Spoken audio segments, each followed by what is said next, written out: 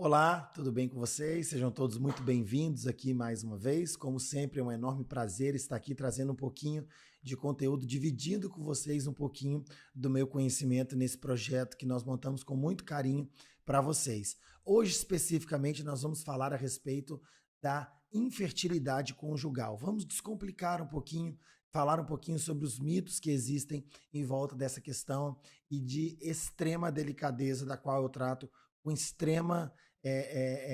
com extremo respeito e zelo, que é um tema pela qual eu sou apaixonado e tenho um profundo respeito pela trajetória extremamente árdua e difícil que são traçadas pelas famílias que buscam aí o seu sonho de ter um bebê. Então vamos tratar um pouquinho sobre esse assunto que é extremamente importante. Bom, de uma forma bem básica, a infertilidade conjugal é definida como uma incapacidade, vamos dizer assim, né? Uma ausência de gravidez num período que gira em torno de um ano na população geral, mas em pacientes acima de 35 anos, essa definição muda um pouquinho, porque a gente considera que 6 meses é o tempo habitual para que um casal consiga engravidar, considerando que acima dos 35 anos as dificuldades podem aumentar, as questões precisam ser tratadas com muito mais urgência, então a gente reduz aí em 6 meses essa definição. Mas basicamente é aquele casal que está de forma periódica, de forma coerente,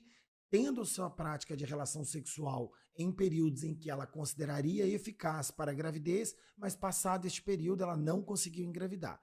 É muito importante nessa definição, que ela não está muito clara aí, mas que para mim eu a defino muito bem com os meus pacientes, é que não existe uma infertilidade da mulher ou uma infertilidade do marido. É uma infertilidade conjugal, é uma família infértil, é um casal infértil. Então a gente está tratando sempre do problema de um casal. Ninguém quer ter um filho sozinho. Ninguém quer ter um filho, muito embora isso exista, e não é a infertilidade conjugal. Aí são outras questões que precisam ser investigadas. Mas quando se trata de um casal na busca de um filho, a gente precisa tratar como um casal infértil. E não, por mais que às vezes o problema é detectado na trompa da mulher ou no espermatozoide do homem, o problema não é especificamente do homem, nem tratado como um problema da mulher, para a gente evitar esse estigma, né? Que evite com que uma das partes carregue aí ao longo da sua história esse peso de não ter conseguido gerar um bebê por conta de um problema que ele tem. Na verdade, o problema não é dele nem dela, o problema é do casal que deseja ter um filho. Bom, a infertilidade conjugal, então, é tratada de forma distinta, separadamente nas suas investigações, mas esse conceito de unir o casal infértil é muito importante, justamente por isso que eu disse, para desmistificar essas questões que estão muito particularmente voltadas para aquele que carrega o problema, sendo que aqui nessa situação a gente coloca o problema como um problema dos dois e não somente de uma das partes. Bom, existem fatores masculinos e fatores femininos que podem contribuir para que um casal seja infértil. No fator masculino especificamente, é extremamente importante a gente fazer uma análise espermática, entender como é o espermatozoide deste homem, onde está o problema deste espermatozoide, se esse problema é na formação estrutural da sua cabeça espermática. O espermatozoide ele tem uma anatomia específica, então ele tem um problema no seu globo, no seu capacete, por exemplo, ele tem um problema nas estruturas internas, ele tem um problema no seu filamento, que é o que vai fazer o rabinho, né? Que vai ajudar o espermatozoide a nadar em direção ao óvulo. Onde está o problema? Conhecendo o problema, a gente consegue tratar de forma individualizada este problema. Então, caso a gente perceba essas alterações, a gente pode indicar, por exemplo, um urologista, um nutricionista, um nutrólogo ou até mesmo um cirurgião urológico para tratar questões como, por exemplo, de varicocele ou qualquer outra que possa existir. Bom, os problemas também podem ser do lado feminino, para tornar um casal infértil, como, por exemplo, alterações na ovulação. A gente pode perceber que a mulher não ovulando, a gente pode investigar se ela tem um defeito de progesterona, por exemplo, se ela tem uma má formação do hormônio que produz o ovo ou do hormônio que induz o ovo a se romper, por exemplo, que é o LH. Então a gente pode, identificando este problema, a gente tratar o problema na sua origem. Pode ter, por exemplo, um problema na segunda fase, onde atrapalharia a implantação do ovo, do embrião, por exemplo. Então a gente pode identificar que essa mulher tem um defeito de produção de progesterona, uma baixa produção de progesterona, por não formar o corpo lúteo. Então isso tudo é passivo de tratamento e são tratamentos dos mais simples aos mais complexos, a depender de onde está a origem do problema. Bom, existem também fatores estruturais, fatores físicos nos órgãos, por exemplo, da mulher ou até mesmo do homem. Especificamente nos órgãos femininos, podemos ter problemas tubários, por exemplo, obstruções dessa tuba uterina. A gente sabe que a gravidez acontece na tuba, mas o ovário está fora anatomicamente da tuba uterina. Então, o ovo é dispensado ali na cavidade abdominal e as tubas uterinas têm os seus filamentos que vão captar este ovo. Então, qualquer coisa que atrapalhe o funcionamento estrutural e anatômico dessa tuba uterina pode prejudicar. Então, ela pode ter tido uma infecção pélvica no passado, por exemplo, e fez com que ela tenha uma cicatriz na tuba uterina. Ela pode ter tido, por exemplo, múltiplas cirurgias ou até mesmo uma única cirurgia, mas que provocou uma agressão àquele organismo tamanho. Ela fez fontes de aderência e faz com que a tuba tenha menos motilidade, menos movimento dentro desta pelve, por exemplo. Então, isso tudo pode contribuir para que a saúde dessa tuba uterina esteja prejudicada. Pode ser fatores peritoneais, como estes que eu disse, como, por exemplo, inflamações prévias, que trouxe defeitos estruturais nessa pelve, nesse ambiente intraabdominal, que pode prejudicar a motilidade desta e o funcionamento desta tuba uterina. Daí o exemplo, por exemplo, das inflamações pélvicas, das cirurgias anteriores e até mesmo dos casos de endometriose. Bom, ainda sobre o casal infértil, a gente também pode ter fatores que são especificamente do colo do útero, que são os fatores cervicais. A mulher pode ter, por exemplo, inflamações diversas no colo do útero, desde doenças que causam lesões que são precursoras do câncer do colo do útero, infecções por HPV, por exemplo, que fez com que esta mulher fosse submetida a múltiplos procedimentos de biópsias ou até mesmo de cirurgias do colo do útero, trazendo um prejuízo estrutural para a anatomia deste colo do útero. Isso pode prejudicar uma gravidez futura, por exemplo. Os fatores uterinos mesmo, a gente pode ter, por exemplo, abortos recorrentes relacionados especificamente à má formação. Existem diversos tipos de útero. O útero que está anatomicamente normal, que ele tem ali aquele formato periforme, né, que é igual uma pera, ou aquele formato ali parecendo um abacate, como eu gosto de usar como exemplo, melhor do que a pera, porque o tamanho e o formato se assemelham um pouco mais. Então, às vezes tem útero que é em formato de coração, tem útero que só tem um dos lados, ele não tem os dois cornos uterinos, então ele não tem uma trompa, ele só tem de um lado. Então tem útero bicorno, tem útero partido ao meio, tem vários tipos de útero e todos esses são malformações específicas que podem prejudicar uma gravidez futura. Então conhecer este útero é extremamente importante. Então, todas essas fontes de problema me direcionam para pesquisas específicas, exames específicos e atenção específicas e tratamentos específicos. Então, é importante conhecer por causa disso. Eu não posso tratar uma paciente com dificuldade ovulatória, sendo que o problema dela, por exemplo, é malformação uterina, sendo que ela não tem problema nenhum para ovular. Ela tem problema, por exemplo, porque o útero dela tem uma malformação. Então, isso muda completamente a nossa visão a respeito deste casal. Bom, as opções de tratamento, obviamente, dependem destas alterações que foram encontradas. Mas especificamente na saúde do homem e na saúde da mulher, é muito importante a gente pensar nas disfunções glandulares. A gente pode pensar, por exemplo, que este homem não tem uma boa produção do GnRH, que é extremamente importante para estimular o testículo na produção espermática e nos hormônios masculinizantes. Os fatores próprios da ovulação, no caso da mulher, que são doenças que podem cursar com anovulação, como, por exemplo, os ovários policísticos e tudo mais. Então, ter essa atenção específica para as questões glandulares é extremamente importante.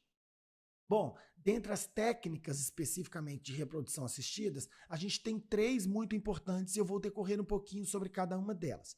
O coito programado, ele é o mais simples. E aqui, pessoal, mais uma vez, a gente sempre tem que partir do pressuposto que eu posso, em alguns casos, claro, se eu tenho uma mulher com defeito tubário, ou defeito, as 2 trompas estão obstruídas, não adianta eu ficar fazendo coito programado ou inseminação artificial. Eu tenho que partir direto para fertilização in vitro, porque essa mulher não tem a tuba uterina, entende? Então não tem como ela engravidar de forma natural. Então, isso vai guiar o meu tratamento. Mas é importante a gente conhecer cada um deles. Bom, o coito programado nada mais é do que você avaliar a fase ovulatória da mulher, seja através de um acompanhamento ultrassonográfico ou até mesmo hormonal, acompanhando a subida e os níveis de LH. Eu posso intervir nisso, estimulando ou desestimulando algum hormônio para que favoreça este período aconteça. Eu tenho medicações específicas que tratam a respeito disso e faz com que eu conheça o período ovulatório desta mulher, seja natural ou induzido quimicamente por hormônio.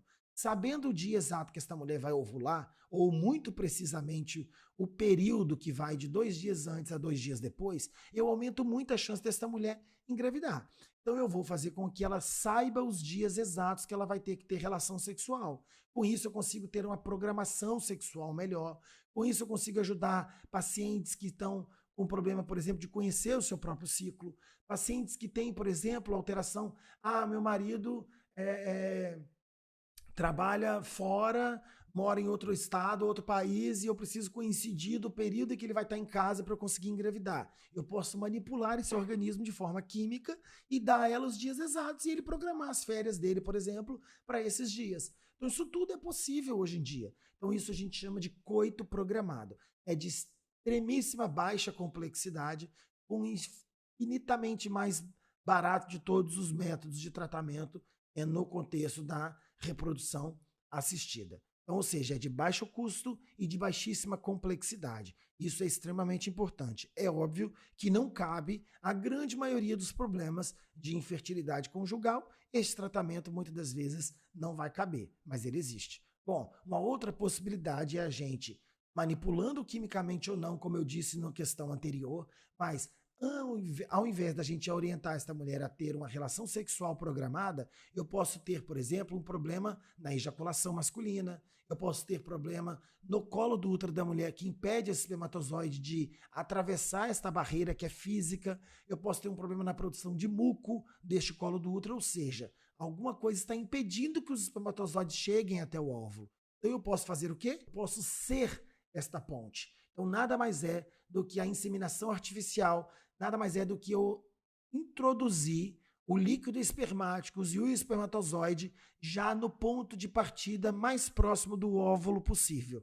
Então eu posso injetar esse espermatozoide de forma artificial através de uma cânula e uma seringa dentro do útero da mulher. Com isso eu simulo quase que uma relação mais natural, como se fosse uma relação sexual, né, obviamente, mas por motivos alheios às questões naturais, eu preciso invadir este ambiente de forma artificial. A gente chama isso de inseminação artificial. Bom, e por fim, obviamente, existe o que nós conhecemos como fertilização in vitro. Nada mais é do que eu pegar os dois gametas, o espermatozoide, o óvulo da mulher, eu recolho esses dois para um ambiente controlado em todos os critérios, um ambiente laboratorial. Então, ali neste laboratório, eu vou introduzir o espermatozoide dentro do óvulo da mulher. E aí eu promovo, através de alguns estímulos, que pode ser natural ou até mesmo químico, até mesmo manipulando a temperatura do local, para estimular a proliferação desta célula e a duplicação e, posteriormente, a formação de um óvulo fecundado. A gente chama este processo de fertilização in vitro, porque ele é realizado fora dos métodos naturais. Então, quando eu aplico esses embriões, quando eu introduzo os gametas fecundados no útero da mulher, eu, na verdade, já estou introduzindo um embrião com ali alguns dias de vida, né? A gente ainda não chama de embrião porque não tem um sistema embrionário formado ainda. Mas, obviamente, eu estou usando esse termo para que vocês entendam. Mas, na verdade, não é necessariamente um embrião, né? Ainda é uma mórula ou até mesmo blastocisto ou um trofloblasto. Depende da fase em que ele foi introduzido dentro do útero da mulher. Normalmente é um blastocisto, que é aí, entre aspas, um embrião de 3 até no máximo 6 dias de vida, depois que houve o encontro entre o espermatozoide e o óvulo induzido artificialmente. Bom, depois desses estímulos, estes óvulos, ou estes óvulos, né, eles são guardados num processo de congelamento entre o terceiro e o quinto, sexto dia deste processo, onde, pelo processo de congelamento, essas células são paralisadas, as funções fisiológicas e ativas do metabolismo dessas células são paralisados, congelados, numa técnica muito específica, e isso faz com que eles sejam preservados por tempo ainda indeterminado. Existem embriões de 40 anos congelados até hoje.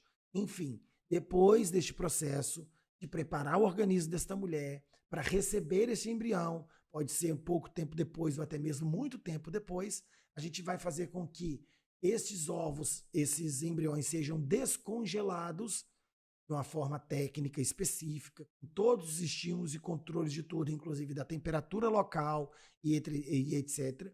E aí sim, a gente vai avaliar quais realmente recuperaram e voltaram à vida, vamos dizer assim, depois do descongelamento, e aí a gente vai selecionar o melhor embrião para introduzir no útero desta mulher.